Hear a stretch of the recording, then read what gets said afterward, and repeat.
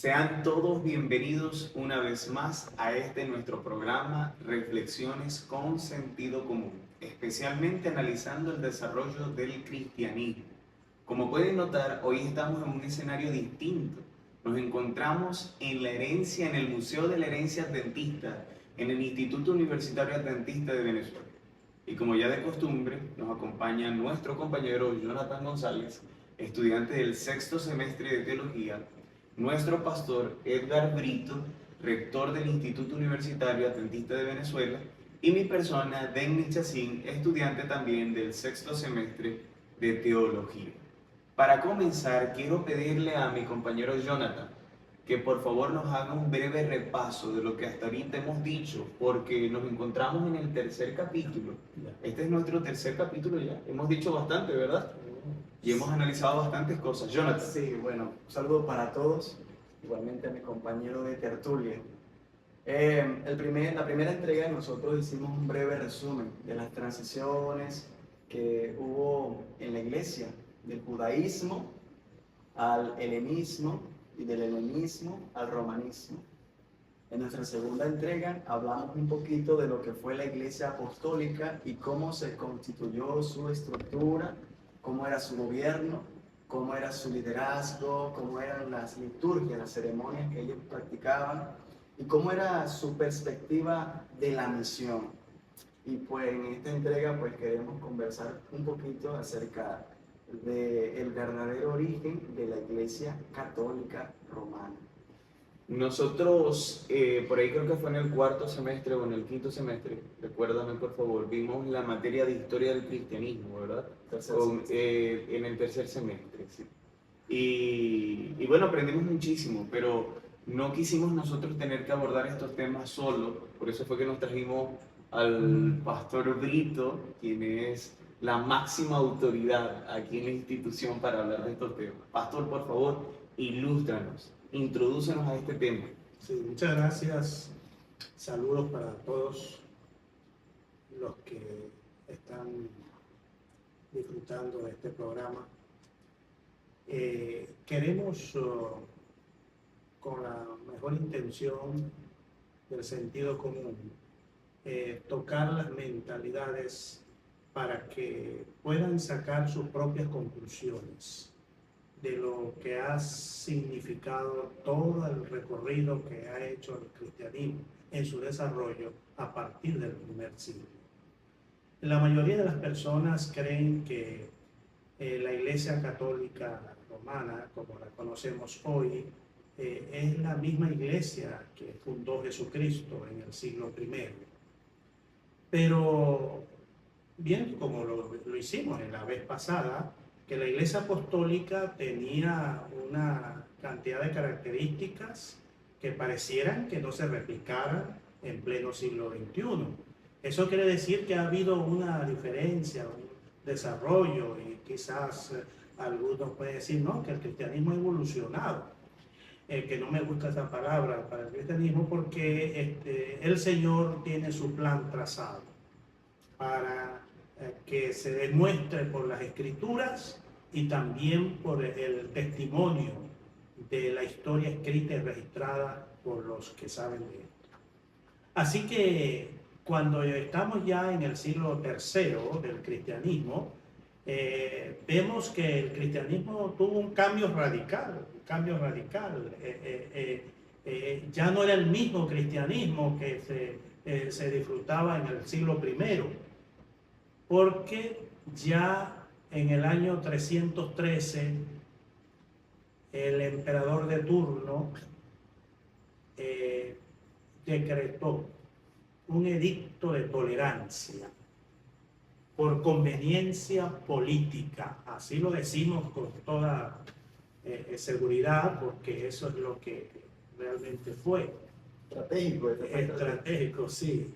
Viendo el emperador que el cristianismo estaba creciendo de una manera bárbara en todos el territorio del imperio, y que tenía como especie de una influencia muy especial sobre las personas, procuró tomar esa influencia para aplicarlo a su estrategia política.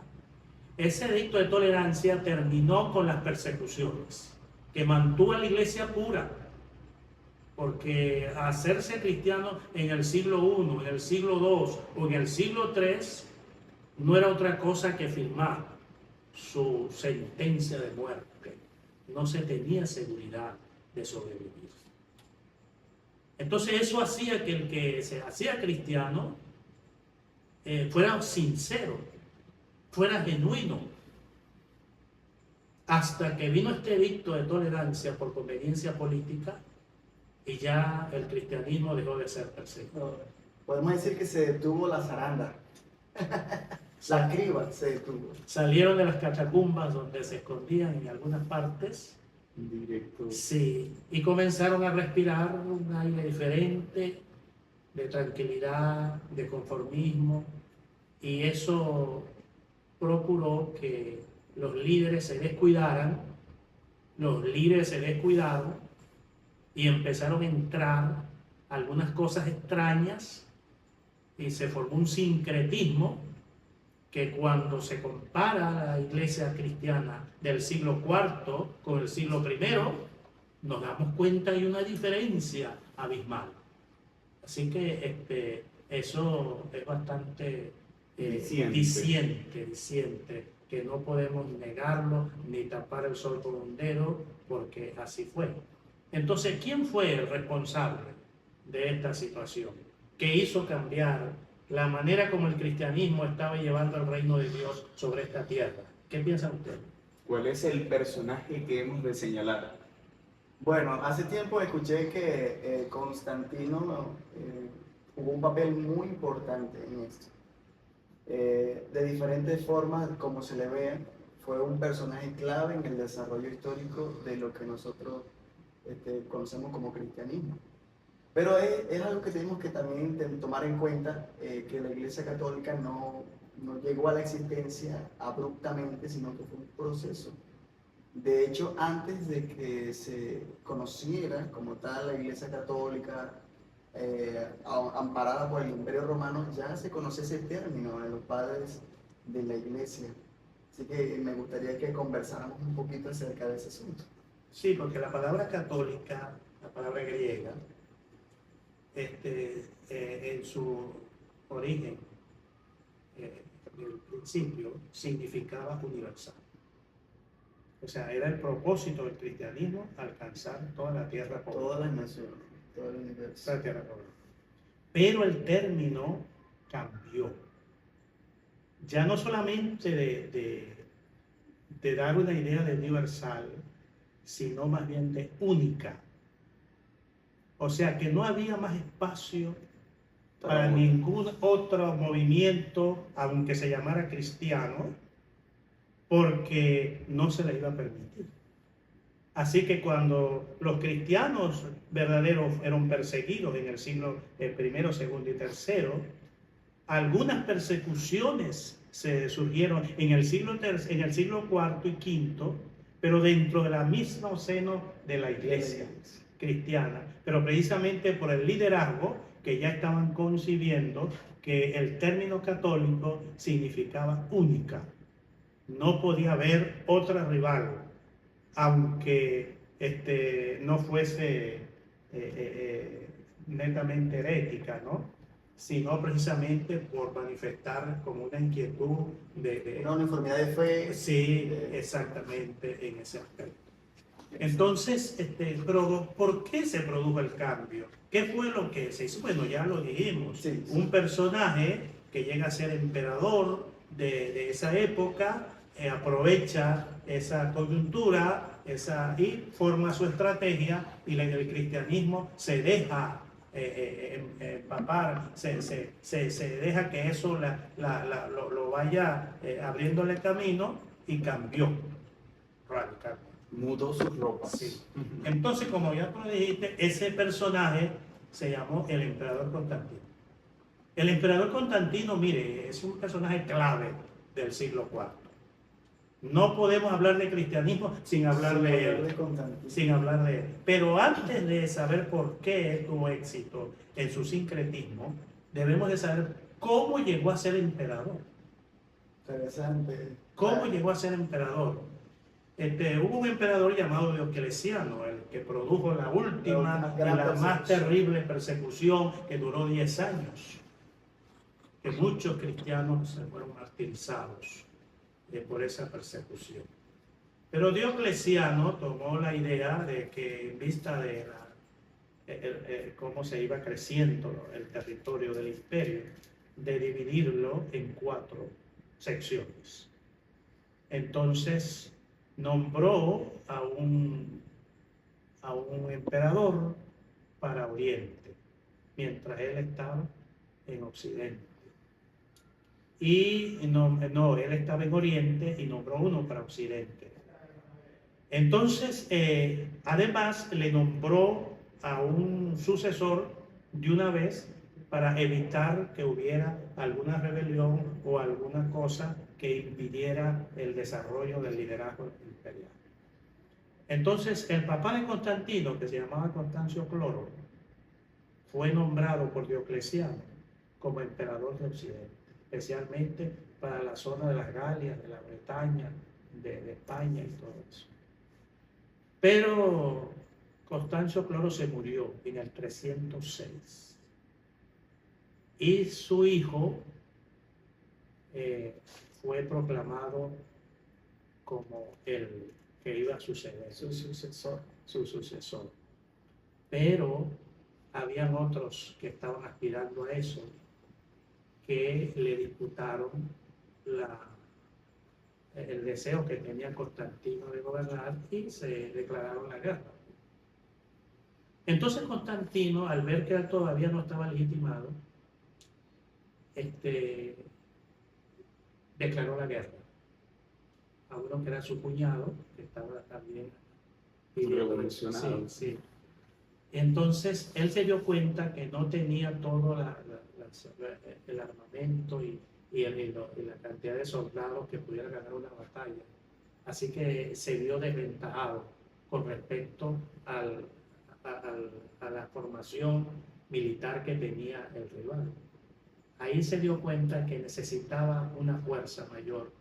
Fue cuando acudió a su mamá, que era cristiana, que la Iglesia Católica reconoce como Santa Elena, y pidió que orara a su Dios por el triunfo que le diera a él en la batalla. Y triunfó en la batalla. ¿Por contestar esa oración? Sí. Y entonces eso lo hizo a él pensar que el cristianismo tiene una fuerza grande. Además, dice en la tradición, eso no está comprobado, que él tuvo un sueño o una visión y vio una cruz en el cielo, una cruz de fuego, y debajo de ella una inscripción en latín que decía: con este signo vencerás. Así que él mandó a grabar en todos los escudos de sus soldados una cruz. Wow. En el nombre del Dios de mi madre, de Jesucristo, vamos a batalla. Y la ganaron. Tremendo. Wow. Entonces, eso parece que lo hizo ver que se podía sacar mayor provecho de eso. Conversó con el que estaba en Oriente, que era Licinio, para llegar a un acuerdo de terminar la persecución y dar el edicto de tolerancia, que se conoce en la historia como el edicto de Milán. Así que cuando la iglesia cristiana vivió esa experiencia, alabó a Dios, pues dice: pues no, hemos llegado al cumplimiento profético, cuando el reino de Jesucristo se extendería y los reinos de este mundo se harían los reinos de nuestro Señor. Interpretaron mal la cosa, pues, en ese sentido. Claro. O sea que Constantino se levanta en un contexto revolucionario, donde necesitaba estrategia, consolidar, afirmar. Quizás por eso entonces notamos el sincretismo que se forma cuando él toma el control de... Y aunque él declaró que era cristiano, por algunas acciones se nota de que no fue convertido del todo. ¿Por qué? Porque él retuvo un título pagano que no le correspondía, Pontifex Maximus. No sé si a ustedes El sumo puente le llamará la atención de que todavía ese título se escucha. Pontifex Maximus, el mayor constructor de puentes. De puentes. Así que él siguió teniendo sus ritos de su antigua religión, que era El mitraísmo. mitraísmo, Mitraísmo. y aceptaba todas las religiones, porque el edicto de tolerancia no solamente benefició a la iglesia cristiana, sino también a todas las otras religiones Filosofía y paganas creencias, que había religiones. en ese sentido. Pero entonces él ahí fue que se dio cuenta que el cristianismo era como una goma, como un cemento que consolidaba, y entonces empezó a hacer todos los arreglos para que eso se diera. Por eso él tuvo consulta con el obispo de Roma, que tenía más cerca, Milcíades, pero más que todo fue con el obispo Silvestre, que él hizo una negociación. Dice, mire, vamos a hacer como especie de una reivindicación, vamos Indemnización, a hacer una tal vez. indemnización, yo les voy a dar mi palacio porque yo voy a fundar una ciudad en el oriente que va a llevar mi nombre, le voy a devolver todos los bienes confiscados, le voy a dar un dinero como compensación para que comiencen a construir, que no habían tenido oportunidad por la persecución. Total, que eso fue una cosa maravillosa, pues. Y el cristianismo dice que, bueno, que empezó allí su reinado como siempre lo habían soñado. Empezó ese coqueteo ahí con el poder civil. Que bueno, desde el punto de vista en la necesidad de expandirse, ya la crisis que estaban viviendo los cristianos, ¿no? Tenían el pie en el cuello, un respiro no le caería mal. No, imagínense. Pero surgió una herejía. Los consensos, me imagino, aquellos puntos donde la iglesia tenía que ceder. Una herejía que estaba agarrando mucha fuerza, que se llamaba el arrianismo, llamado así por su fundador, un presbítero de Alejandría, en Egipto, llamado Arrio. Y él comenzó con una discusión cristológica de explicar cómo, con la mejor intención, me parece a mí, Claro. de presentar al cristianismo como una religión monoteísta. Porque con la Trinidad que estaban presentando de una forma un poco apartada de lo que dice la Biblia, estaban dando la impresión de que había un triteísmo, o sea, había tres dioses. Entonces él queriendo explicar de que el único Dios es el Padre, y entonces Jesucristo lo constituyó como la primera criatura. Y el Espíritu Santo ni siquiera le mencionó. Se olvidó mencionarlo allí.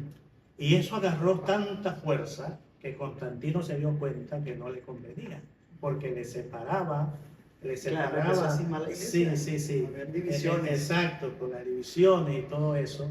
Así que él fue aconsejado por el obispo de Roma, por Silvestre, que convocara un concilio ecuménico. Wow. Primera vez, después de tantos siglos, tantos años, que se hizo el concilio de Jerusalén. Sí. El cristianismo tenía un concilio ecuménico, que asistieron como 318 obispos en ese concilio, con todos los gastos pagos por el emperador. Patrocinado por el emperador. Patrocinado por el emperador. Él mismo estuvo presente, sin haber estado bautizado. A él le dieron la potestad y le dieron, ¿cómo se llama? Un asunto como si fuera el máximo de todos los cristianos en ese aspecto. Bueno, después de todo estaba financiándolo. Sí, Algún sí. derecho debía tener. ¿Cómo no le va a dar autoridad? Entonces nombraron presidente del concilio a un amigo de él, Ocio de Córdoba, pero Ocio todo lo consultaba con él ahí mismo, ¿no? Entonces dice, no, me condenan esta herejía, me destierran a este señor, me le queman todos sus escritos y todos sus seguidores quedan proscritos. Y así fue que votó el concilio. Nada, Sí. claro. Y Con tanto entonces, esfuerzo. Y entonces, y me crean un credo, pues, un credo que Una voz oficial que unifique de que Jesucristo no fue creado, sino que es coeterno con el Padre, y para mantener pues esa línea ortodoxa. como el cristianismo del primer siglo, y segundo y tercero, lo tenía. Pastor, sabe que este aspecto de la historia es poco popular. A muchos autores o historiadores les da como miedo mencionar la aparente conveniencia que tenía Constantino con todo esto, al financiar, al promover, al presidir. Y esto quiere decir entonces, Pastor, que pudiéramos catalogar este periodo de la iglesia como la iglesia constantiniana. Sí, se pudiera decir porque todo, todo allí estaba permeado por lo que dijera e hiciera Constantino. Ahí no se hacía nada que no fuese aceptado por el emperador. Y fue en ese periodo donde hubo más tolerancia a ciertas prácticas paganas, sí, que fueron, entre comillas, aceptadas o bautizadas como cristianas. Bueno, creo que es parte del mismo sincretismo que querían lograr, ¿no? Sí. Yo tengo entendido, Pastor, que el Imperio Romano siempre se destacó por tener ese ejército nómada, lugar donde llegaban, lugar que conquistaba y adoptaba parte de sus creencias para intentar unificarlos, ¿no? Y poder tener en realidad un control incluso desde el aspecto religioso. Sí, porque hubo otro decreto más interesante que el de Constantino, en el 380, que dio el emperador Teodosio I el Grande, declarando el cristianismo como la religión oficial, cosa que no hizo Constantino. Constantino solamente legalizó el cristianismo, junto con todas las demás. Sí, sí. Le dio oportunidad de ejercer sus derechos sin problemas, sin cometer ningún delito. Pero Teodosio hizo ese decreto, solo el cristianismo ortodoxo era la religión del Estado. Todo lo demás estaba por Cristo. Tremendo. Hubo un cambio ahí de... Entonces, sí, la que fue perseguida, ahora es perseguidora. Una cosa que no tiene el sentido común, no lo ve así tan claro. Pues. Entonces, allí podríamos decir que a partir de ese entonces comienza el catolicismo romano, desde ese momento. O sea, tenemos No antes. entonces estas tres fases que hemos visto de la iglesia. Primero de las catacumbas a las basílicas, con el edicto de tolerancia, se les da la oportunidad de tener ahora lugares donde pudieran Reunirse libremente. Y además también vemos la iglesia constantiniana por la influencia que tenía el emperador sobre las decisiones que se tomaban, obviamente que estaba financiando el movimiento. De alguna forma tenía también derechos y privilegios sobre la influencia que este movimiento estaba teniendo sobre el imperio. Y ahora viene esta fase romanizada, ¿verdad? De la iglesia. ¿Qué podemos decir de esta fase una vez que Teodosio le da esa legalidad que antes no tenía? Bueno, ahí se formó lo que se conoce como la Iglesia Católica, Apostólica y Romana. Ahora, vea que después del edicto de Teodosio, primero el Grande, la iglesia siguió siendo católica como era, pero con un concepto diferente. Primero era universal, ahora se le añade otro, es única.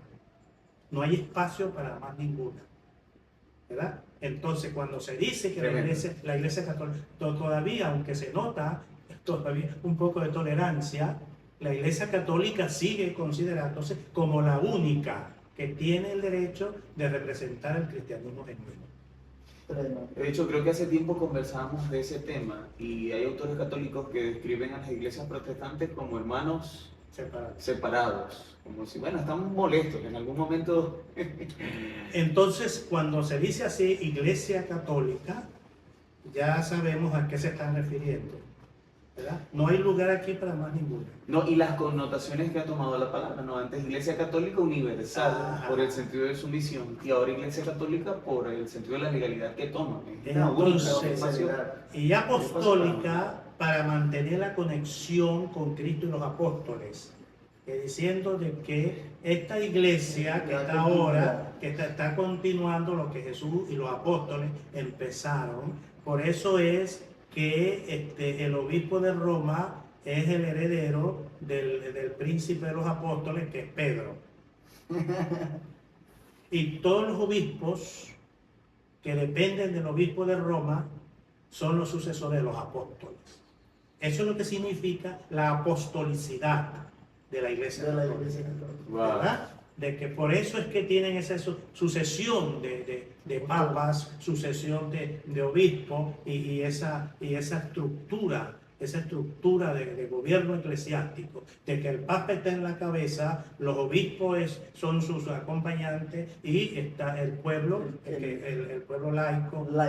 Que tienen que estar allí siempre en esa posición. Una estructura muy romana, muy Sí. romana. Y entonces, vean, no solamente ya sabemos por qué se llama católica, ahora ya entendemos por qué se llama apostólica, ahora por qué es romana. Y precisamente porque se declaró que la sede del cristianismo ya no sería Jerusalén, ya no sería Antioquía, ya no sería Alejandría, que fueron las iglesias mayores, más importantes de los primeros siglos. Ahora sería Roma, donde estaba el obispo de Roma. Eso es ya una secuencia que se va llevando hasta que se desarrolla y surge en el siglo VI el sistema que nosotros conocemos hoy como el papado, que en su momento le explicaremos cómo fue que surgió. Pastor, ¿y por qué en Roma y no en Jerusalén? Después de todo, ¿no inició el movimiento allí? Sí, debe haber sido así, pero como Jerusalén la vio el Imperio Romano como un foco de rebelión, Sí. entonces hicieron que los judíos se hicieran la diáspora y se dispersaran. Entonces los cristianos, los pocos que quedaron allí, también ellos emigraron y se fueron a otros lugares. Capadocia, Sí, esa parte hacia el norte. buscando mejores lugares para sobrevivir. Sí, y como hemos comentado anteriormente, también venía esa transición del judaísmo al helenismo, entonces poco a poco se iba relegando. Queriéndose destacar como un movimiento particular, decidieron desligarse entonces. El cristianismo fue transportándose de manera paulatina a través de la historia de Oriente a Occidente. Tremendo. Entonces, vea, se muere Constantino, tuvo tiempo antes de morirse de bautizarse, que no lo había hecho, ya para declararse como un cristiano Carta acabada. legítimo. Entonces, él manejó la iglesia cristiana todavía sin ser miembro en regla.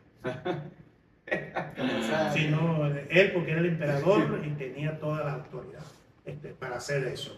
Vean eso así. Entonces, cuando él muere, él se asegura de dejar su legado en sus 3 hijos, varones que le sobrevivieron. Entonces, estos hijos no tenían la fuerza que tenía el papá y la visión. Asunto, entre ellos 3 pelearon y eliminaron a uno. Entonces quedaron 2, uno agarró el occidente y el otro agarró el oriente. El que estaba en oriente se hizo arriano, Constancio. El que quedó en oriente, en occidente, Constante, ese sí se mantuvo por más constante. la línea del papá. Pero vino un sobrino de Constantino después de estos 2 primos, que una vez más revivió el paradigma. Volvió al cristianismo y surgió otra vez el paradigma. Pero no duró mucho tiempo porque eso ya había avanzado demasiado, el sincretismo que estaba formando. Difícil dar marcha atrás. Sí, el catolicismo. Él se murió y con él desapareció también esa tendencia en ese sentido. Ahí fue que apareció el emperador Teodosio, que ese fue, se puede decir, el verdadero fundador de la iglesia católica romana, apostólica romana. Así que, además de ser constantiniana, la iglesia también va a ser teodosiana. Uy.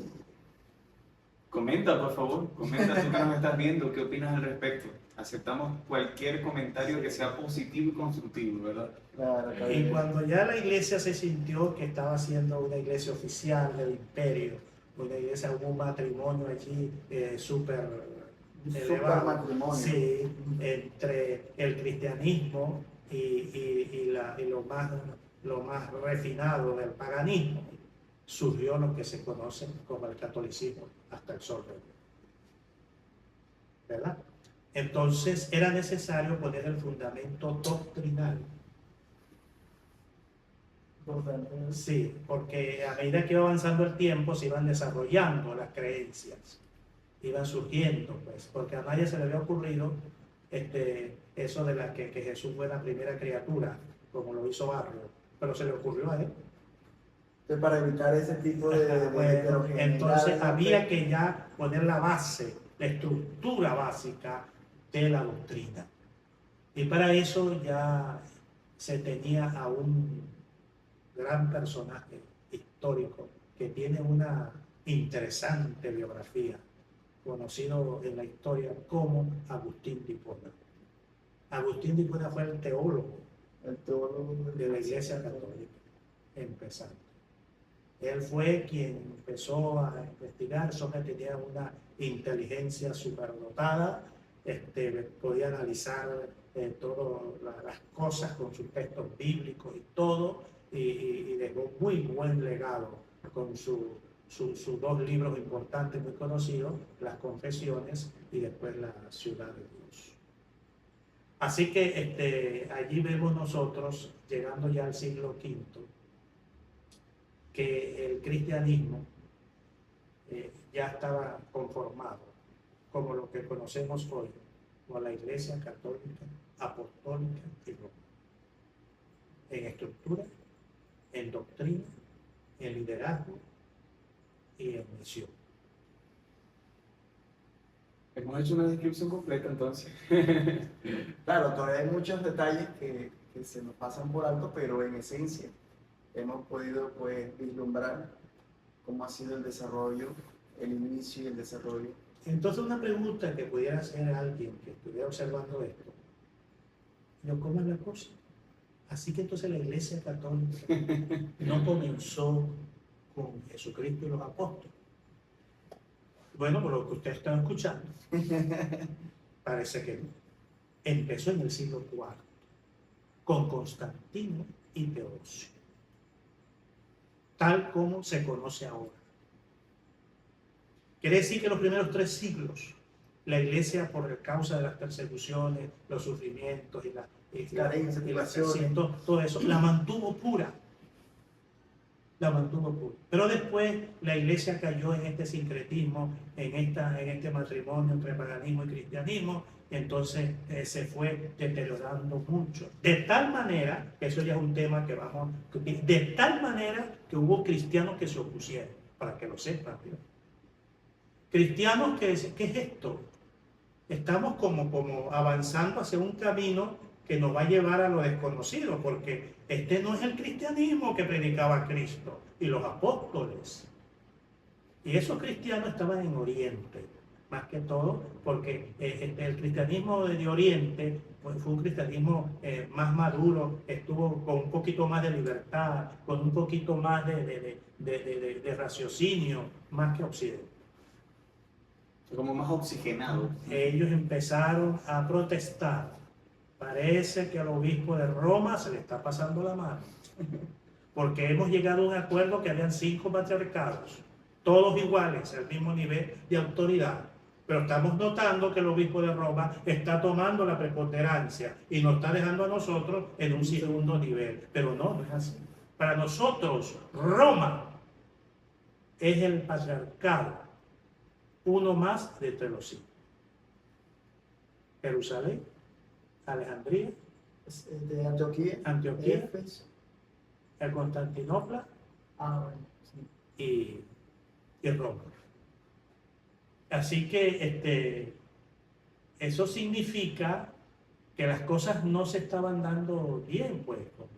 Entonces esta gente protesta y siguen protestando por siglos, que se trataron de mantener sin mucha comunicación para no estar cayendo Para estar en riñas. en riñas y eso, hasta que en el 1054 se excomulgaron mutuamente la Iglesia Católica con la Iglesia Oriental Ortodoxa. Entonces, si la Iglesia Católica excomulgó a la Iglesia Ortodoxa en el 1054 porque se había hecho cismática, herética, y la Iglesia Ortodoxa también excomulgó a la Iglesia Católica, entonces ¿quién quedaba para entrar al cielo? Porque todos estaban fuera, completamente destituidos de la gracia de Dios. Todo, así que estaba cerrado el cielo, cerrado el purgatorio y cerrado el infierno, porque no había manera de que se procesara ese sentido. Ese es un dato interesante para nosotros que nos tratamos de tener sentido común para pensarlo, ¿verdad? ¿Ves? No habíamos caído en cuenta. Pues caigamos en cuenta, porque hay muchas cosas que uno se le pasan por alto porque no tiene toda la información en la mano. Desconoce algunas cosas. Sí, así que miren ustedes qué interesante este asunto. En la próxima temática, entonces vamos a ver cómo fue que se formó y surgió lo que hoy se conoce como el papado, que no se conocía hasta el siglo VI de la historia. Bueno, pastor, entonces el bus no llega hasta el siglo VI, llegamos hasta el siglo V. Esta es la parada. Esta es la parada final. Y podemos concluir diciendo entonces que analizamos la forma en la que la iglesia salió de las catacumbas para reunirse ahora en basílicas, la descripción que hicimos de la iglesia como en su momento una iglesia aparentemente constantiniana por la influencia que el emperador tuvo sobre su desarrollo y la autoridad que tenía y privilegios por financiar el movimiento. Luego vimos la fase de la iglesia ahora romanizada, que sería el asunto de la iglesia apostólica romana con Teodosio entrando en escena. Y bueno, finalmente terminamos dilucidando un poquito del conflicto que pudo haber existido entre Oriente y Occidente por la preponderancia del obispado romano. Sí, por lo que se estaba atribuyendo el obispado romano, que como que no le cayó muy bien al resto, ¿no? Entonces concluimos diciendo que el sentido común nos debe llevar a concluir que la mayoría no siempre tiene la razón. Algunos dicen que la Iglesia Católica surge entonces con el mismo Señor Jesús. Con las llaves que le entregó a Pedro. Pero ya vemos que la historia universal nos cuenta una historia diferente. Esa conclusión. Nos cuenta una historia diferente. Entonces yo creo que aquellos que quieran hacer uso de ese libre albedrío que Dios les dio y de la capacidad de razonar, porque cada uno de nosotros tenemos esa capacidad, ¿verdad? De tener un criterio propio y profundizar en algunas verdades. Hagamos uso de ese don que Dios nos dio. Tomemos nuestras propias determinaciones y vivamos de acuerdo a ello. Muy bien. Bendiciones para todos. Ya finalizamos entonces. Queríamos agradecer oficialmente a nuestro compañero Luis Alejandro Figueras, quien es el maestro detrás de cámara. Él es el que en algunas ocasiones está por ahí motivándonos, siempre grabando, haciendo lo mejor de él. En cualquier momento lo tenemos aquí en escena, ¿verdad? Él es el tipo de Constantino en Está detrás de bastidores. Bueno, muchas gracias, pastor, por ilustrarnos, por compartir de esos saberes. El pastor, aunque ustedes lo ven jovencito, es un pastor bastante experimentado y él está compartiendo de esa sabiduría que ha adquirido con sus estudios y con la experiencia que el Señor le ha permitido tener dirigiendo la iglesia. Y bueno, Jonathan, ¿tienes algunas palabras finales? Sí, claro, que compartan, que difundan, que comenten, que interactúen con nosotros. Queremos saber cuáles son sus impresiones y pues que pues esta información pues llega a muchas personas.